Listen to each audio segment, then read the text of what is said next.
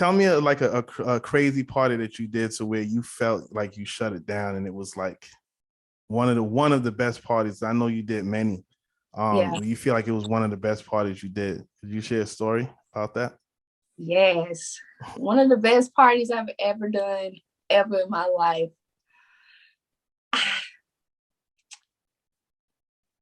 It's either between, okay, I'll tell you this one. Mm-hmm. This was kind of like my debut.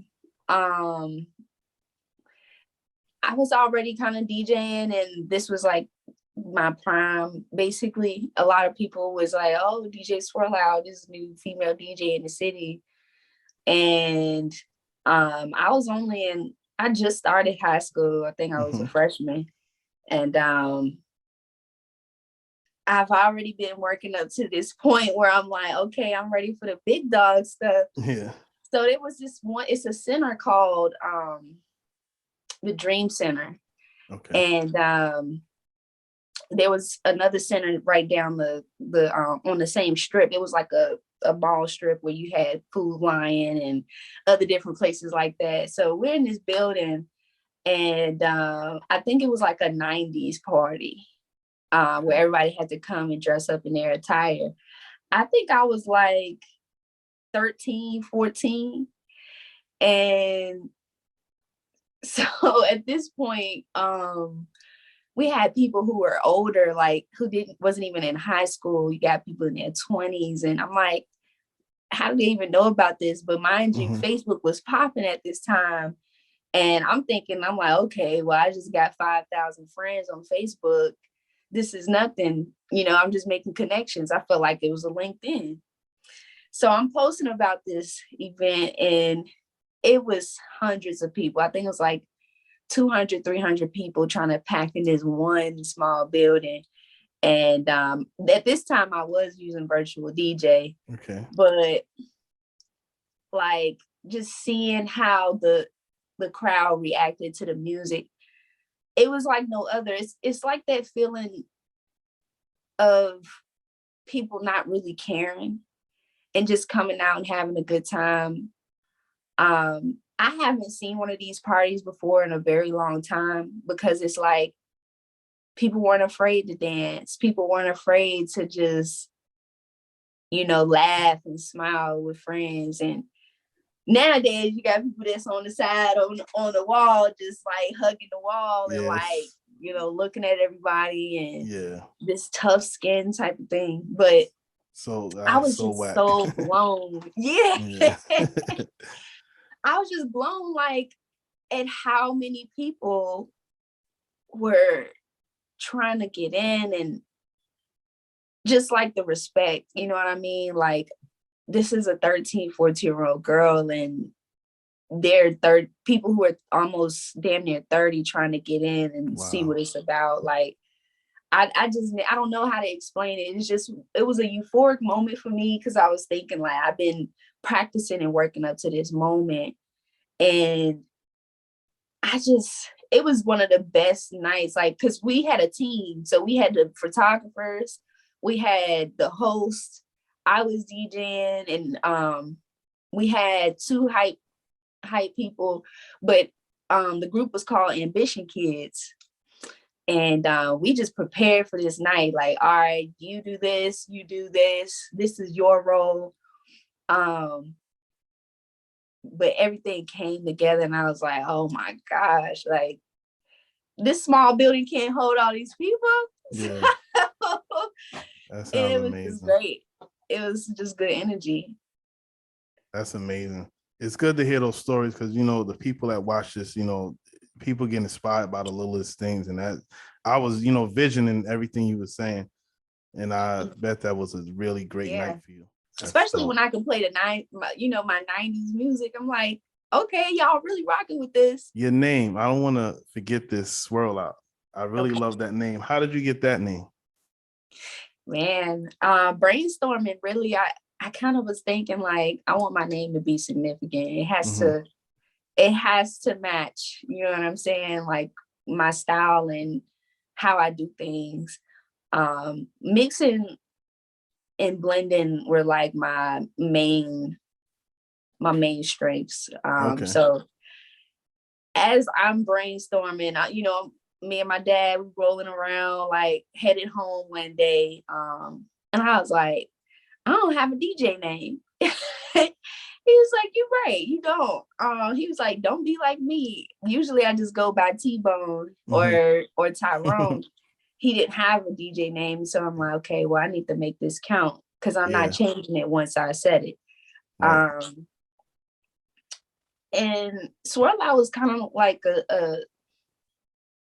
it was the third name I came across, and that kind of resonated with my spirit. I was like, man, DJ swirlout. It sounds different, but it reminded me of I had this nickname called Bubbles. Just because I was so happy and live, and swirlout kind of resonated that too. So I was very like, catchy. It's very catchy. Yeah. Very catchy. Yeah. So that was like, I chose my name before I got the equipment. My first DJ controller. So that was that. I really was just going brainstorming and riding with my dad one day coming home. And I'm like, yeah, I need to choose a name that's like going to stick for a very long time. And it did. It did. How often do you practice? Man, I practice like, I'm gonna be completely honest. Yeah. I would say between once or twice a week. And what do you practice on? What are the things that you try to focus on when you're practicing? My scratching. Okay. I try to focus on that most because of where I started. So I started with mixing and blending. And I'm thinking, I'm like, okay, well, I didn't master this to a certain degree. Yeah. So it's like, we got to get into the hard stuff now. Different scratches. That's what I was about to ask you. Are the scratches complex that you're practicing? Like, name some of the scratches, or one or two scratches that you practice that you feel is complex. Well, one thing that I can say that's been complex for me is I want to make sure I'm not using the wrong terms. Don't worry, I'm here to correct it. Don't worry, in a good way. Stuttering with the fader. Okay. That's probably most likely transforming. Yes, the transformer. The transformer. I respect it. A lot of times people don't know it and they try to explain the best way. There's nothing wrong with that. Yeah. But yeah, that's probably called transforming. Is like when you go forward with the record, you'll do like 2 or 3 clicks, and when you come back, you'll do the same. Right. And it makes it kind of like, it's basically like a transformer. That's where it came from. And what else besides from the scratching? What else do you practice when you're practicing? I've been practicing my effects. Okay, because that's dope.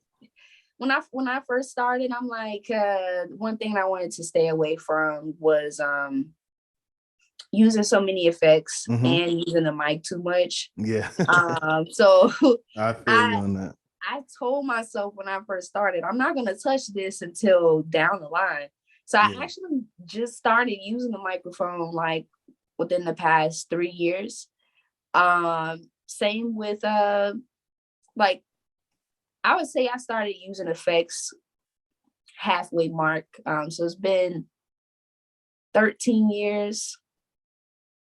So I would say about the 6th year is when I started using different effects, really heavy. And when you're using these effects, sorry to cut you off, when you're using these effects, are you using them in transitions, or you using them during the duration of the song? Both. Okay, that's dope. Yeah, so the main effect that I use now for transitions is kind of like the echo out, or clean echo. And I try to stay away from the effects, but I'm like, that's really a part of it all, especially so nowadays. That, and yeah. Now it's nothing wrong. It will always work if you do it right. It always works. Sometimes people do go overboard, but if you use it right, it'll always work. And as long as it sounds good to your ears, usually it's going to be good to everybody else. Is DJing therapeutic for you? It's very therapeutic for me. It's therapeutic for me because for one, like it's like life can be so serious sometimes. Yes. And I be thinking like I need to get back home so I can like do a set, because this is not it. Like I feel like the world has learned to take the fun out of a lot of different things. And when it comes to music, it's gonna always bring that vibe and that energy around where people can just enjoy themselves. We just gotta find time to do what we love doing, and at the same time, that love, we gotta spread it out. And that's why DJing is so important. That's why me doing these interviews is so important, because it's so many stories. And I name it the B side because when you listen to certain records, we used to listen to the record on the A side that was that hit single that we knew was popping, and you turn it around and it was like another great song on there that you wouldn't have known of because it wasn't promoted like that. So I feel like we are the creativeness that needs to be heard. So I want to spread it out there. What advice do you give to someone that's coming to this game right now as a DJ? What advice would you give them? Man, the advice I would give to people who are coming into the DJ realm and they're fairly new is just to find your tribe. And I've mentioned this before, but finding your tribe to where you can have your mentors and your coaches and people who inspire you that you can reach out to, or they could be a message or a call away. And really knowing who fits within that realm, your energy. So knowing like, well, I'm this type of DJ, finding people who are interested in those certain type of things that you're interested in. And when you have that inspiration and you're starting to build that circle for yourself, it inspires you to keep going. So that I would say that finding your tribe, because that's the most important thing I've been learning within these past 2 years, is like, I honestly don't know how I've made it so far without having these type of people in my life. I've just been watching videos and as I've started connecting with other DJs, I think it's helped me get to the next level and actually see like, okay, well, I could do this with DJing now. Oh, I can get into AV. People who don't know what AV is, audio and visual, and that gets into the more commercial side of things. But I didn't know that I could do that until I've met the people I've met within these past 2 years. Yeah. Everything has a connection. Yeah. But yeah. This has been an amazing interview. I could talk to you for hours. Yes. I was like, dang, it's already time. I really appreciate you just having this interview with me, bringing me here, and also just being so supportive, man. I really look up to you. Thank you. Always, vice versa. And when you ever in New York, you got to come to the dojo. Come to the dojo, Gotta come to the infamous dojo and just experience this. Nothing but great vibes here, Right. Judge-free zone, just just vibing and being great. That's all it is. Yeah. So DJ Swirlout, I thank you again and wish you the best on your journey. You're a great person. Energy is crazy. And this has been a blessing. Yes, most definitely. Thank you, DJ Prime. Thank you so much. And it's been a blessing. I hope you have a blessed day today. You too. We'll talk again. Thank you.